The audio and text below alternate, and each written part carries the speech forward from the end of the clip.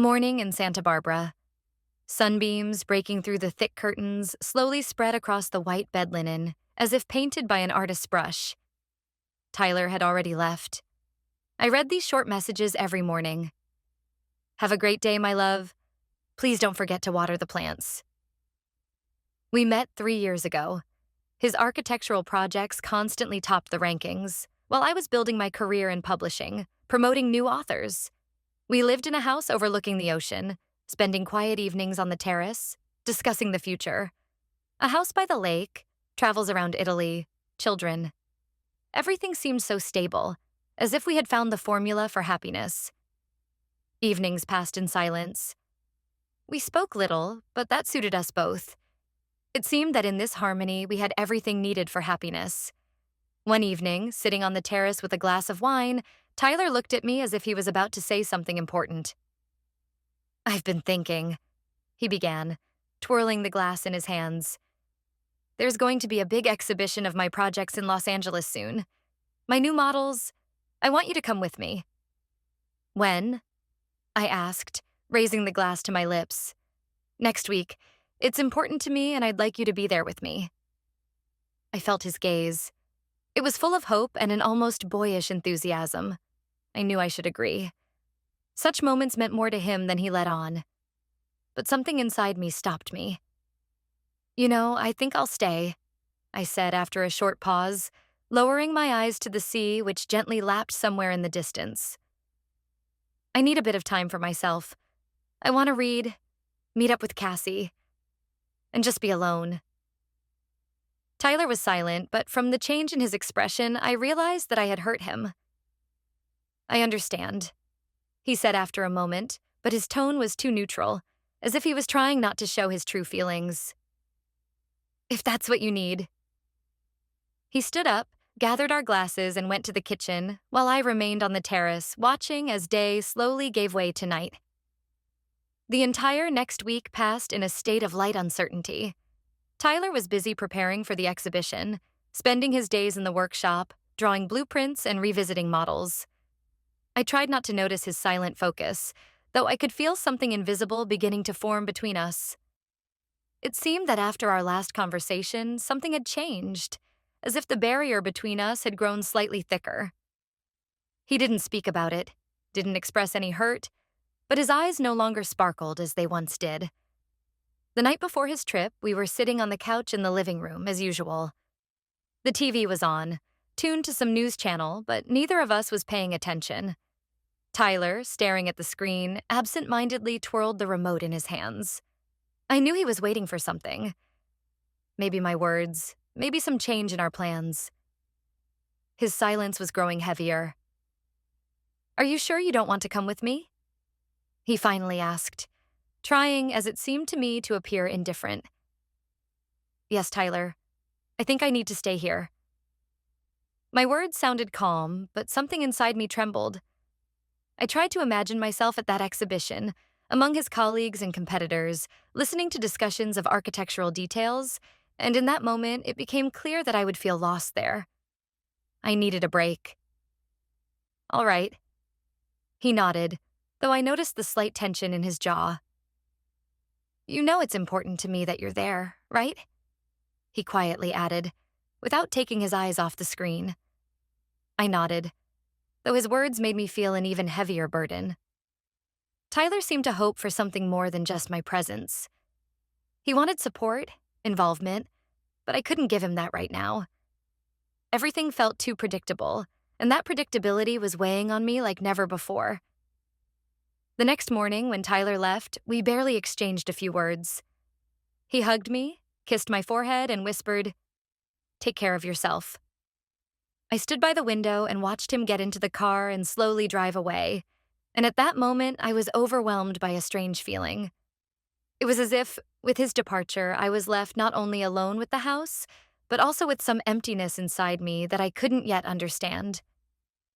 After Tyler left, the house filled with silence. At first, that silence felt pleasant. I lay on the couch with a book, enjoying the rare moments of peace when no one was demanding my attention. I could finally relax without thinking about anyone else's expectations. The first day passed quickly. I made myself some coffee, did a bit of light cleaning, and then spent a few hours running along the beach. In the evening, I met up with my friends. We laughed a lot, discussing their latest adventures, and for a brief moment, I even forgot about Tyler and the growing heaviness inside me.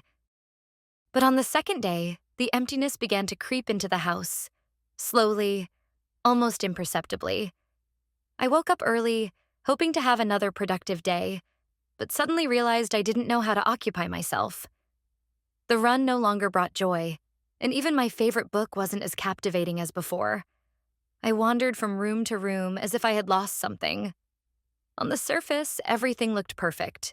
The cozy house, the ocean outside the window, the bright day. But inside, something was shifting, as if I was enveloped by a strange uncertainty. I realized I was beginning to miss the familiar sounds. Tyler's voice, his footsteps, the creak of the chair when he sat down to work at the desk.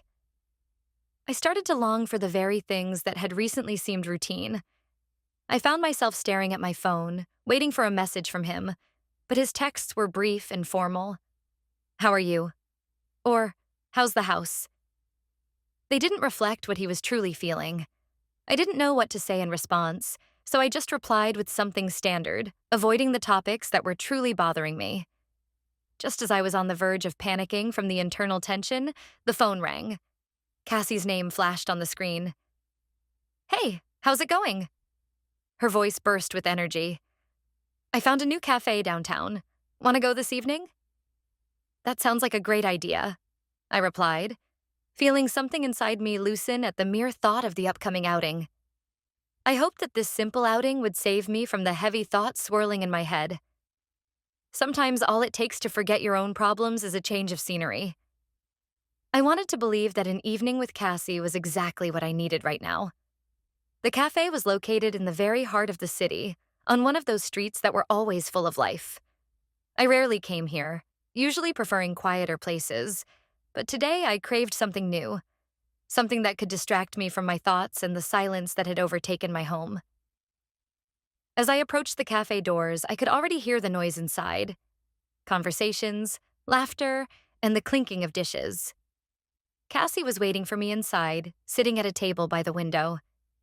As always, she looked impeccable. Her blonde hair neatly tied in a high ponytail, and a soft smile on her face that seemed capable of melting anyone's heart. "Finally," she exclaimed as soon as I walked in. "You look like you've been hiding from the world all week." "That's about right," I chuckled, feeling the tension within me ease a little. We sat down, and Cassie enthusiastically began sharing her latest news, full of joy and lightness, as usual.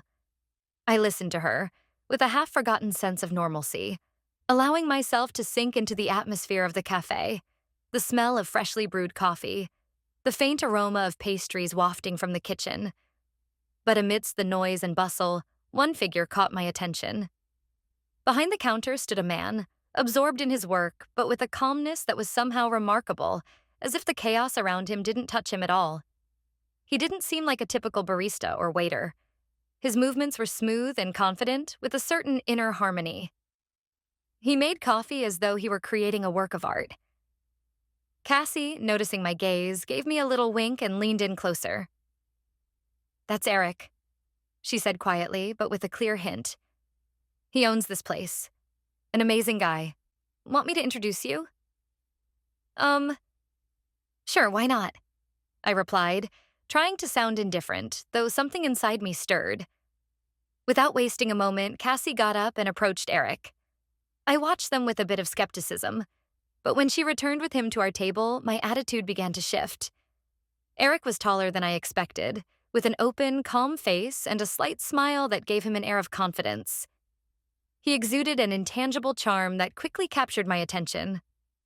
"Hi," he said, extending his hand. "I'm Eric. Cassie's already told me you're the star of her stories." I laughed as I shook his hand. "A star, huh? That's new." "I always embellish," Cassie interjected with a wink. "But really, I just wanted you two to meet. Eric's a master at creating cozy spaces, and you're a fan of cozy evenings."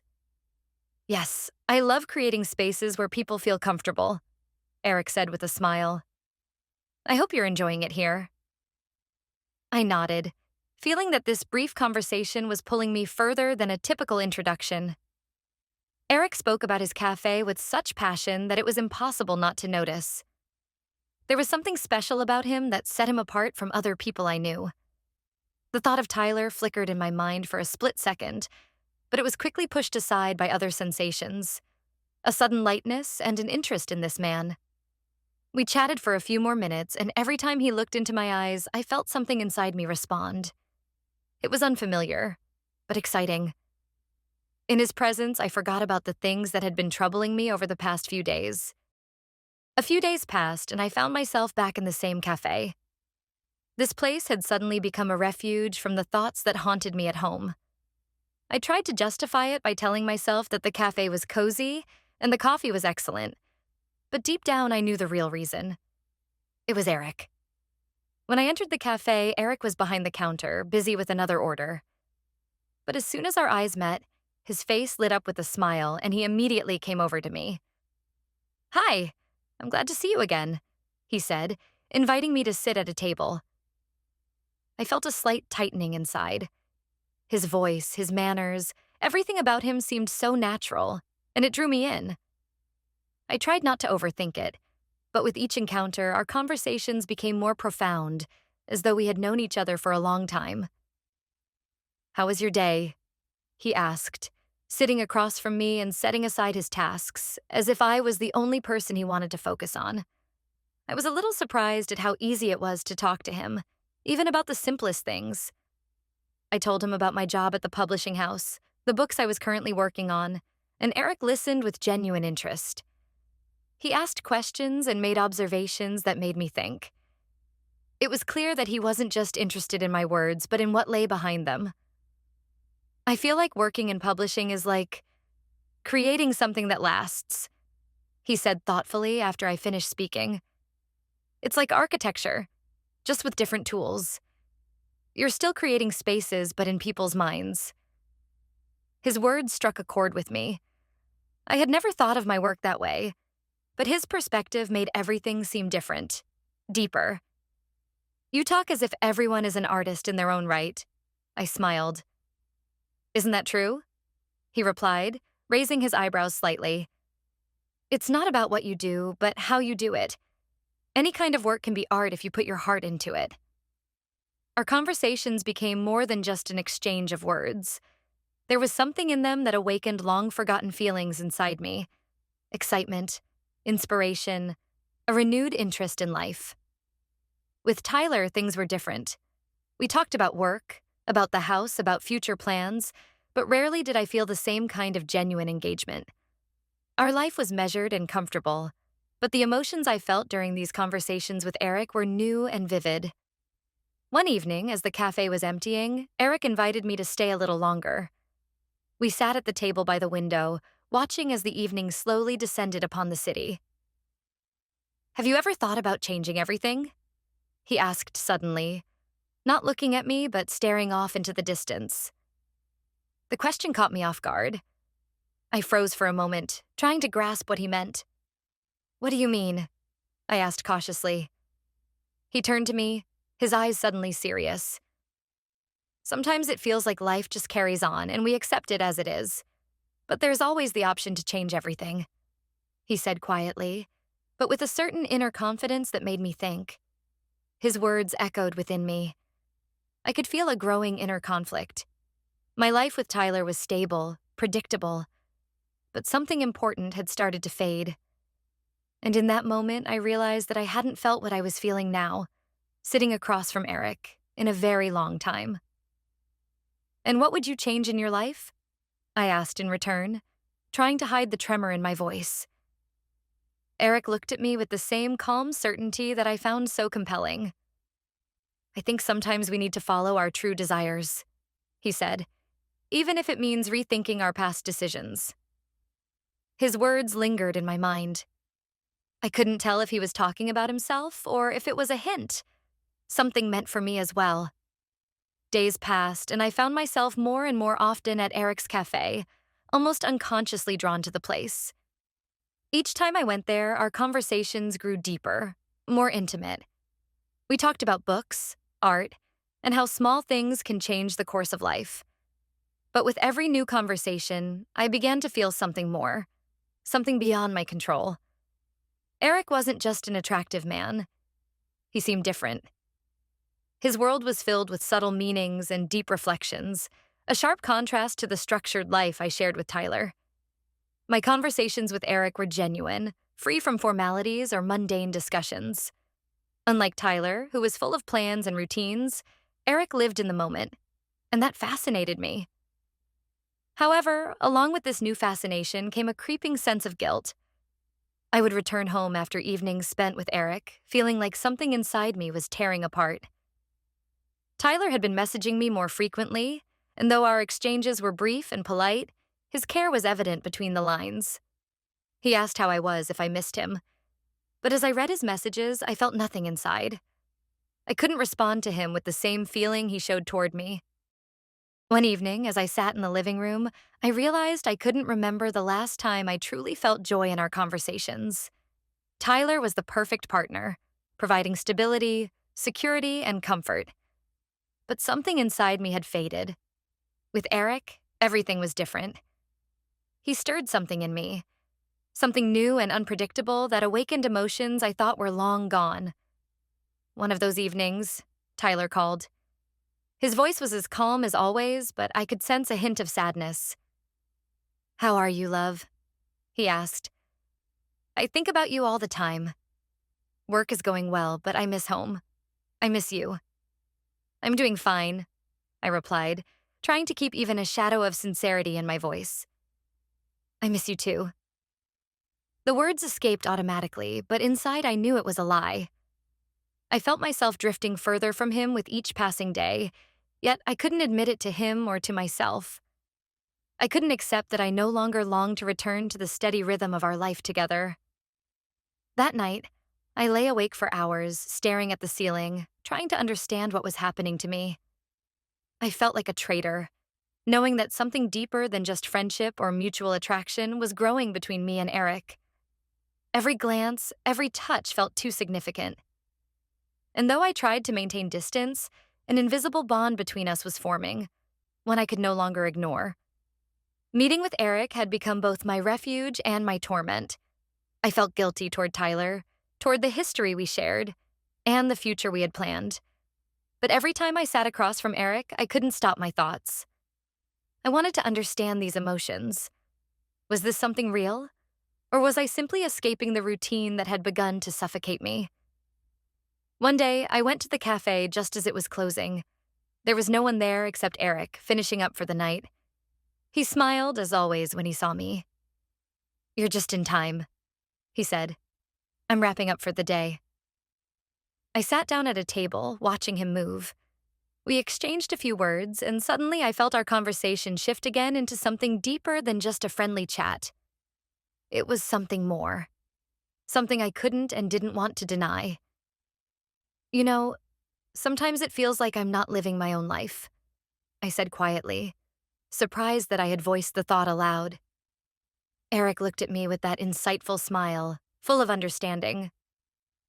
"We all feel that way sometimes," he said. "The question is, what are you willing to do about it?" I didn't know how to answer. Inside, a storm was brewing. I was on the edge of something important, but I couldn't bring myself to take the next step. A few days later, Eric invited me to come to the cafe in the evening after it had closed. His invitation was casual, almost routine, but something in his voice made me pause and think. I knew this evening could change everything, but I couldn't refuse. An inner voice whispered that I had already crossed a line from which there was no turning back. When I arrived at the cafe, it was empty. The soft streetlights illuminated the facade, and inside, the only sounds were the faint hum of the coffee machine and the gentle trickle of water. Eric was waiting for me at the bar with a smile, one that held more than just the joy of seeing me. He had set a table by the window, neat, with a white tablecloth and 2 glasses of wine. The air was filled with the aroma of freshly prepared dishes, which, as always, he had cooked himself. "I wanted to do something special for us," he said as I walked in. "No customers tonight, no rush. Just us." His words were simple, but their meaning cut deeper. I nervously clenched my shoulders, trying to appear calm, though my heart raced faster than usual. There was something dangerous about this evening, yet thrilling at the same time, and I already knew I wouldn't be able to stop what was about to happen. "You're an amazing cook," I said, trying to ease the tension. Eric smiled, opening the bottle of wine. "For special guests, only the best," he replied with that same effortless charm that had always disarmed me. We began dinner, the conversation flowing smoothly, but there was something more behind every word and gesture. He spoke of his dreams, of how he opened the cafe, how he had searched for his place in life. His stories were filled with passion and sincerity, things I had been missing in my life with Tyler. I listened, and it filled me with new feelings: admiration, interest, but also anxiety. With each passing moment, I realized that these emotions were not just fleeting attraction or simple infatuation, but something far deeper and more dangerous. At some point, the conversation paused. We sat across from each other, and the silence between us felt almost tangible. Slowly, Eric reached across the table, gently touching my hand. That simple gesture sent a shock through me. I felt a wave of warmth wash over my body, and all the doubts that had been tormenting me suddenly disappeared. I had already crossed the line I had been so afraid to cross. Eric stood and walked around the table. He stopped beside me, and in his eyes I saw everything. Not just desire, but understanding. He wasn't pushing me, wasn't rushing me, but there was something about his presence that pulled me toward him. I could no longer resist. When his hands touched my shoulders, I knew I had already made my decision. We stood face to face, and in that moment, the entire world seemed to disappear. I no longer thought about Tyler, about the consequences, about what tomorrow would bring. All that existed in that moment was Eric and the overwhelming feelings that had consumed me. "Are you sure about this?" I whispered, though I already knew the answer. "I'm sure about you," he said, stepping closer. And in that moment, when his lips touched mine, I realized that nothing would ever be the same. This kiss was more than just physical attraction. It was a decision. I allowed myself to be swept away by these emotions, knowing that this evening would change everything. The next morning, I woke up with a heavy heart, as if the previous evening had been some surreal experience. But every moment of it had left an indelible mark on my soul. Eric and I had remained silent for a long time after the kiss, as if both of us understood that we had done something we could never take back. I didn't have the strength to think about what would come next. I had simply surrendered to the moment that had changed my life. But now, reality demanded decisions. When Tyler returned from Los Angeles, I met him at the door. He was, as always, full of joy, like he had brought a piece of the California sun back with him. There was a spark in his eyes I hadn't seen in a long time, and for a moment it pained me deeply to realize that I could no longer respond to him with the same feeling. "How are you?" he asked, kissing me on the forehead. "I missed you. Los Angeles was incredible, but I kept thinking about you. We should go there together next time." When he went to the bathroom to freshen up after the long trip, I sat down on the couch, staring at the floor. I knew I could no longer hide the truth. Everything we had built together felt shattered the moment I allowed myself to be swept up by Eric. The life we had crafted now seemed distant and foreign. I understood that I couldn't live in this lie any longer, but the idea of telling Tyler the truth terrified me. I knew it would break him, and the thought of that tore me apart. When he returned to the room, his face relaxed, he sat beside me and wrapped his arm around my shoulders. "Is something wrong?" he asked, noticing the tension in me. My voice trembled and I struggled to find the right words, but there was no point in delaying any longer. Everything that had been brewing inside me over the past weeks poured out. "Tyler, we need to talk." He froze, his smile fading. He looked at me, trying to understand what I was about to say. "About what?" "About us," I said, forcing myself to meet his gaze, even though it was excruciating. "About what's happened recently. I've met someone else." "What are you saying?" he whispered, as if he couldn't believe what he was hearing. "I don't know how it happened." My voice shook, but I forced myself to continue. "I met Eric, the owner of a cafe downtown. We've been talking a lot, and it's become more than just friendship. Tyler, I can't keep living with this feeling anymore. I cheated on you, and I don't deserve your forgiveness." His face went pale. His eyes darkened. Tyler couldn't find words at first, and a heavy silence settled between us. When he finally spoke, his voice was filled with pain and disappointment. I don't even know what to say," he said, trying to hold back his emotions. "You've been hiding this from me all this time? We were partners, building a future together, and you just threw it all away for someone you barely know?" Tears welled up in my eyes, but I couldn't stop the flood of words. "I didn't mean for this to happen," I whispered, feeling as if everything inside me was crumbling. "I got confused, and everything just spiraled out of control. You don't deserve this, Tyler. You deserve honesty." He stood up, turning away from me, and remained silent for a long time. I could see him struggling with his emotions, his shoulders tense. "I loved you," he finally said, and those words hit me harder than anything. "I thought you loved me too." I did love you," I replied, though I knew it wasn't the kind of love he needed or expected. Tyler sighed heavily, as if all the strength had left him. He didn't say another word, just walked to the bedroom, leaving me alone in the living room, drowning in guilt in the realization that I had destroyed everything we once had. After our conversation, the house became foreign to me. The silence that had once felt so comforting now hung heavy, an unbearable weight from which there was no escape. Tyler hadn't said another word. He avoided me, as if our life together had ceased to exist. I knew I had destroyed everything we once had, and I couldn't blame him for it. But the guilt I felt was overwhelming, and I searched for a way to ease it. My thoughts pulled me toward Eric. I went to his cafe, hoping his presence would help me navigate the chaos inside. When I walked in, Eric immediately sensed that something was wrong. His face tensed as he saw the state I was in. "What happened?" he asked, approaching me, genuine concern in his voice. I sat down at a table trying to gather my thoughts, but they refused to settle. I told him what had happened with Tyler, how I had revealed the truth, and how he had reacted. Eric listened carefully, not interrupting. His gaze was full of understanding, though there was a flicker of unease in his eyes. "I don't know what to do now," I admitted, feeling a wave of confusion rising inside me. "I've ruined everything we had. I thought this was what I wanted, but now I just feel empty." Eric sat across from me, resting his elbows on the table, and looked into my eyes. "You're not alone," he said softly.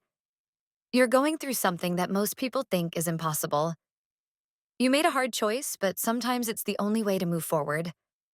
I can't tell you what will happen next, but you need to be honest with yourself." Those words sank in deeper than I expected. I had hoped that Eric would comfort me, help me forget what had happened with Tyler. But instead, he offered me time for reflection.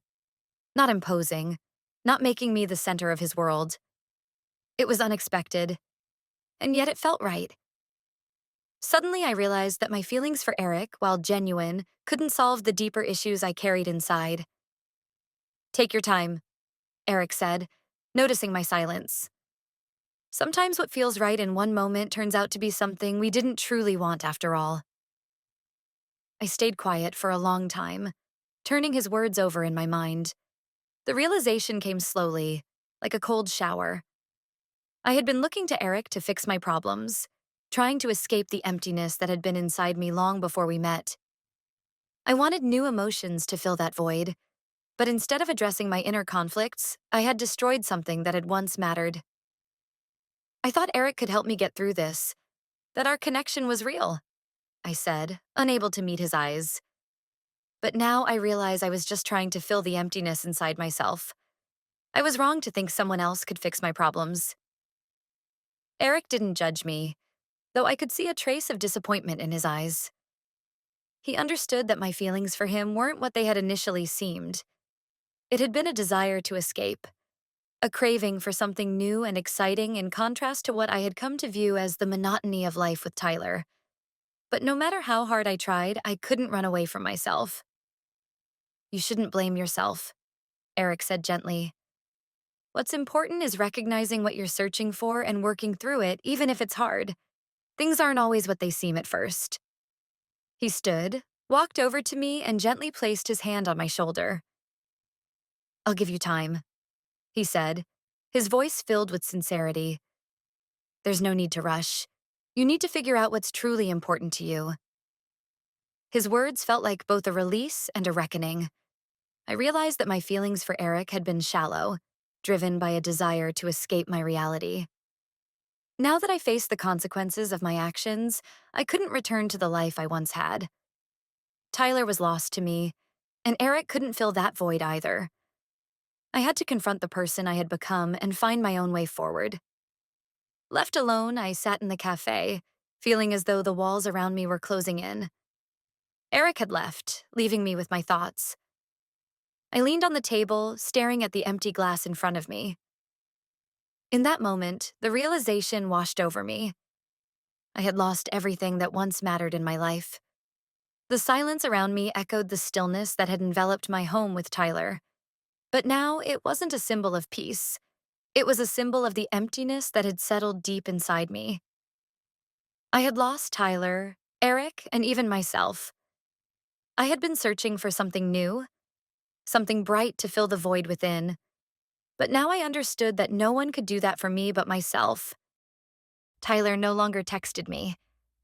It had been several days since our last conversation, and I knew he wouldn't come back. There was no room left for me in his heart. And that was fair. I had betrayed him, shattered the life we had built together. He deserved more than to be the casualty of my doubts and fears. I had tried to find solace in Eric, but I had lost him too. When he offered me time, I realized that what we had was never meant to be the foundation for a new life. It was a fleeting infatuation, a spark that quickly burned out.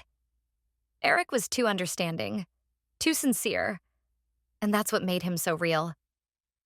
But that was the problem.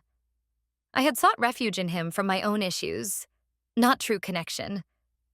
All this time, I had been trying to run away from myself, and now, left alone, there was nowhere left to run. I had lost the stability that once seemed like a suffocating routine, but was, in truth, the foundation of my life. Now, it was gone, and I was left with nothing but my thoughts and the emptiness inside me. I thought about those evenings with Tyler on our terrace, when life seemed so clear and simple. We made plans, talked about the future, about a house by the lake, about children. Back then, I believed that stability lacked emotion, that I needed something more, something brighter. But now I realized that those moments had been filled with a genuine peace and harmony that I would never find again. I stood up from the table, slowly left the cafe, and wandered down the empty streets of the city. The night air was cool, and with it came a heavy realization. I had lost everything. Tyler, Eric, and most importantly, myself. I had sought something external to fill the void, but that void was deeper than I had ever imagined. I stopped for a moment, looking around. The sense of loss was almost physical, but it also brought with it a strange feeling of freedom. Now that I no longer had any attachments, I could start over. But how do you begin again when you've lost everything that ever mattered? I didn't know the answer to that question. I stood in the middle of the night, faced with the daunting task of figuring out what to do next. Life had taught me a lesson I couldn't ignore. I needed to learn to live with myself, to fill that emptiness not with something external, but with what I had inside. This was a new chapter, but I was stepping into it alone, leaving behind the mistakes that had destroyed my past.